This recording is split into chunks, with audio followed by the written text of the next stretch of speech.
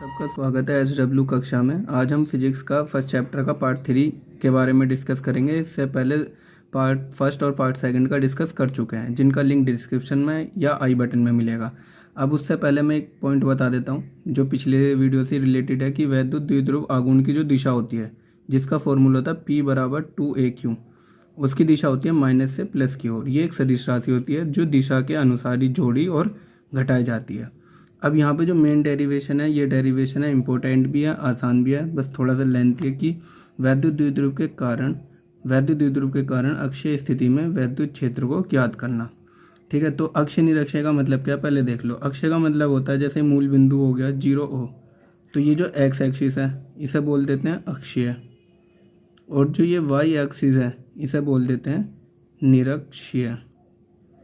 तो इन्हीं दोनों के यहाँ पे डेरिवेशन भी देखने को मिलेंगे। तो पहले डेरिवेशन है अक्षय का। तो देखो यहाँ पे जो भी मैं इस डेरिवेशन को, हर डेरिवेशन करने का एक तरीका होता है कि जो हम डायग्राम में दिखाते हैं पॉइंट उन्हीं सभी को पहले लिखते हैं फिर डेरिवेशन करते हैं। तो यहाँ मैं केवल डायग्राम में समझाऊंगा कि जैसे माना ए और बी एक वैद्युत द्विध्रुव है जिसमें पहले माइनस क्यू का आता है और फिर प्लस क्यू आता है। ठीक है, इसका मिड पॉइंट जो होता है वो ये होता है, इसे हम ओ से रिप्रेजेंट करते हैं और इसी के अकॉर्डिंग अक्षय और निरक्षय को देखेंगे। अब इनके जो बीच की दूरी होती है उसे बोलते हैं अल्प दूरी यानी कि 2a। ठीक है, यहाँ से अब हम क्या करते हैं, ए बी से हम आर की दूरी पे, जो कि हम इसके मिड पॉइंट से ही नापेंगे हर चीज़ को, आर की दूरी पे एक अन्य बिंदु मान लेते हैं कोई सी, जिस पर वैद्युत क्षेत्र की तीव्रता ज्ञात करनी है। और ये इसके देखो एक्स एक्स पे ही जा रहा है इस बिंदु के अकॉर्डिंग, तो ये अक्षीय स्थिति में ही है। अब यहाँ से मिड पॉइंट से अब तुम्हें पता होगा जब ये 2a पूरी दूरी है तो यहाँ से यहाँ तक a होगी और यहाँ से यहाँ तक भी a होगी। तो इसी तरीके से अब हमें पॉइंट C पर वैद्युत क्षेत्र की तीव्रता ज्ञात करनी है।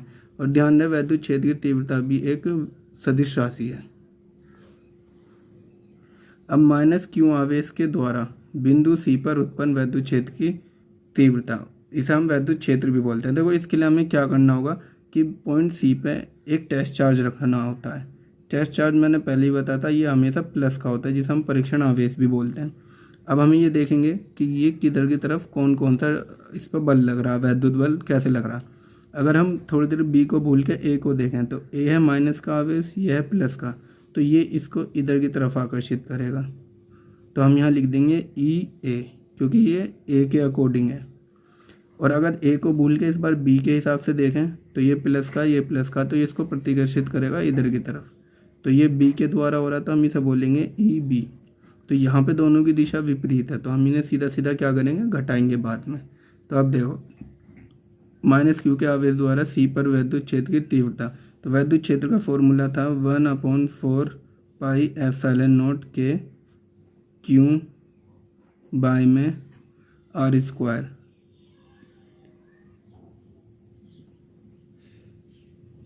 ये हो गया EA की वैल्यू। पर अब हमें एक चीज़ देखनी होगी, जैसे डायग्राम में दिख रहा है कि R जो है इसके मिड पॉइंट से लेकर यहाँ तक की दूरी है। क्योंकि आवेश कहाँ रखा हुआ है, ये देखो A पे रखा हुआ है। तो जो R है इसके मिड पॉइंट से यहाँ तक है, और यहाँ तक अगर मैं इसकी दूरी को नापूँ तो ये क्या बनेगी, R ये A ये, तो ये बन जाएगी R + A।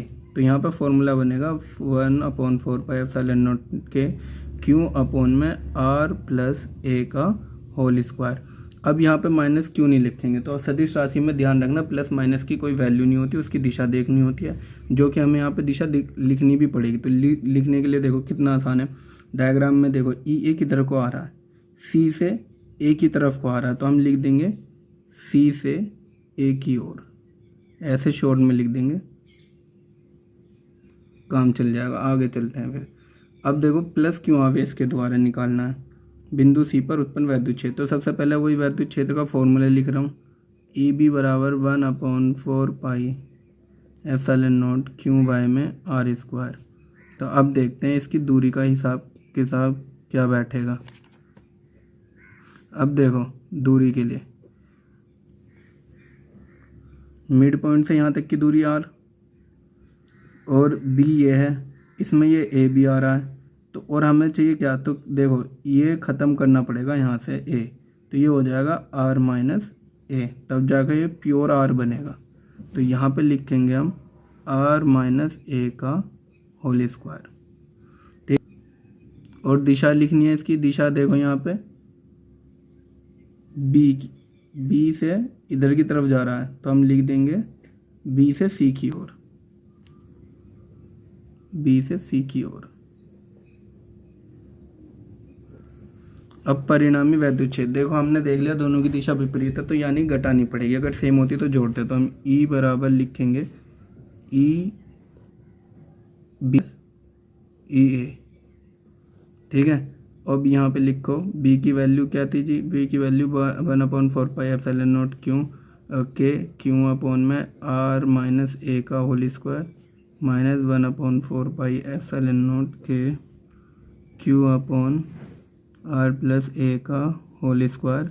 यहाँ से कॉमन आ गया 1/4πε0 के क्यू भी आ रहा है साथ के साथ, तो यहाँ बचा 1/r माइनस ए स्क्वायर, यहाँ बचा 1/r प्लस ए स्क्वायर। जब हम एलसीएम लेंगे तो एलसीएम लेने के लिए q/4πε0 के एलसीएम आएगा r माइनस ए का होल स्क्वायर r प्लस ए का होल स्क्वायर, और इधर इससे ये कट गया, ये इधर आ जाएगा r प्लस ए का स्क्वायर, माइनस का साइन इससे ये कट के ये आ जाएगा r माइनस ए का होल स्क्वायर। बराबर q/4πε0 के, ये कॉमन लिया तो यहाँ पे आ रहा था r प्लस ए का होल स्क्वायर, तो हम उसका स्क्वायर खोल देंगे r स्क्वायर ए स्क्वायर प्लस 2ar, और इधर a माइनस बी का खोल देंगे ए स्क्वायर आर स्क्वायर, और उसके साथ में था ए स्क्वायर, माइनस का था तो 2ar आएगा। अब मैंने ये ऐसा क्यों छोड़ा है, क्योंकि यहाँ पे बाहर माइनस भी आ रहा था, जिसकी वजह से वो इनके साइन बदलेगा, ये माइनस का और यहाँ माइनस आता तो ये प्लस का। इस तरीके से नीचे जो था वो वैसे का वैसा ही r प्लस ए का होल स्क्वायर और r माइनस ए का होल स्क्वायर। अब यहाँ देखो r स्क्वायर से r स्क्वायर कैंसिल, ए स्क्वायर से ए स्क्वायर कैंसिल, तो ये बचेगा e बराबर q/4πε0 के ब्रैकेट में, यहाँ पे आ गया 4r, अगर जोड़ूँ 4ar।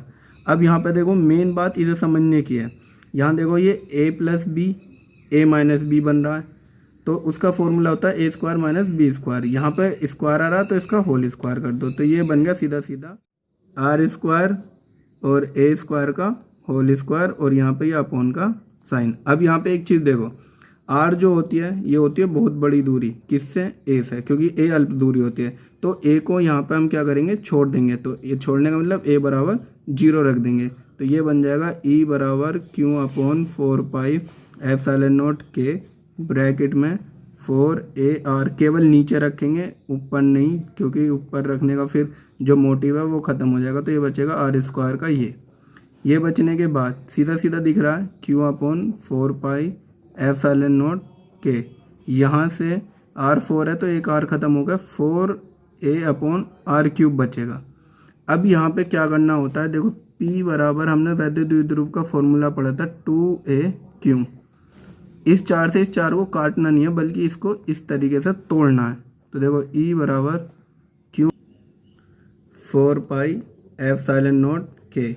अब मैं इसे लिख दूंगा 2a × 2 अपॉन में r³। अब ये जो पूरा है ये बन गया P, और यहाँ पे ये वैद्युत क्षेत्र का फॉर्मूला हो जाएगा ख़त्म, 4πε0 2p अपॉन में r²। ये होता है अक्षीय स्थिति में वैद्युत क्षेत्र की तीव्रता का फॉर्मूला, और ये क्यूब आएगा, यहाँ पे भी क्यूब आएगा।